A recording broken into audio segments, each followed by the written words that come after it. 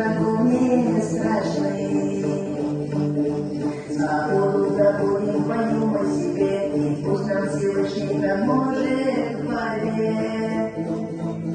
И с криком «Аллах, Аллах, пойдем». Заветы Ахмада пою вознесем. За землю родную погиб он не зря. Встает над Чечнёй свободы заря. Война на чеченцы всегда победит.